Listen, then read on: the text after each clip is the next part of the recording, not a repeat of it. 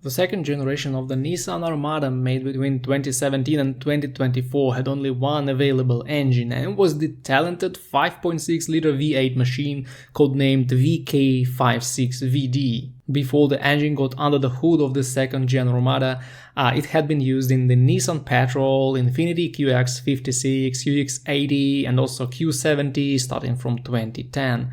The engine is quite simple, and this is one of the most important advantages. Probably the most advanced technology here is the direct injection, and it creates certain problems with the intake valves getting clogged with carbon build-up over time, but I wouldn't say the problem is very annoying for the Armada. The Nissan CVT-CS phaser is only used on intake valves. The camshafts are driven by the chains, but the timing chains are not eternal. Even though Nissan doesn't specify the interval for timing chain replacement, these pretty thin chains last about 120-150 km if the vehicle is driven calmly, and they may fail at 80-100,000 miles if you abuse the engine or forget about oil change intervals. So if you hear any rattling when you cold start the Armada, this is a clear indication that a very big job of timing chain replacement should be done soon. The chains themselves are quite cheap, but since this is a big V8 machine, it will take a lot of labor hours to replace them. Also, these engines don't have hydraulic lifters. It means that about once every 60,000 miles you will need to have the valve clearance adjusted.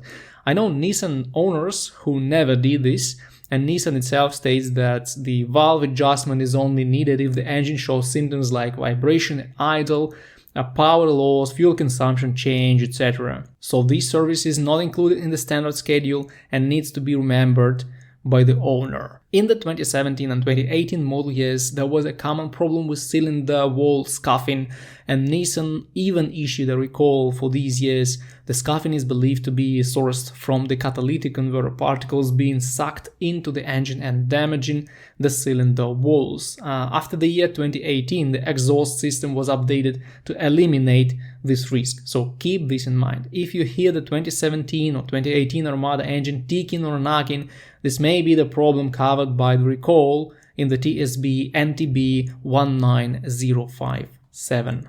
Also, there have been problems with the high-pressure fuel pumps that may fall apart and seriously contaminate the lubrication system, leading to fatal engine damage. Now, fortunately, it's not really common in the US, and unfortunately, it's very common on the markets with traditionally low fuel quality. But if you have fuel pressure problems, it's worth avoiding driving your car till the reason is revealed.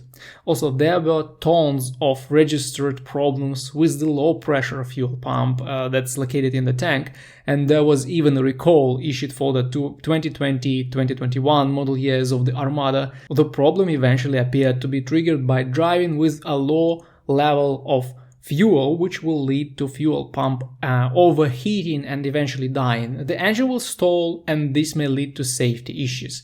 Hence, Nissan issued the recall under the TSB number NTB21048. But the most important conclusion is to never drive with a low fuel level in your Armada to avoid this problem. Also, these engines are afraid of any overheating. The aluminum block is fitted with cast iron sleeves for cylinders, and it's a good, long-lasting solution. But if overheated, the iron sleeves may lose their shape quite fast, and this will lead to enormous oil consumption and basically fatal engine failure, since repairs will be much more expensive than the new engine in this case. Other than that, this is a great and even legendary V8 engine that unfortunately retired with the second generation of the Armada.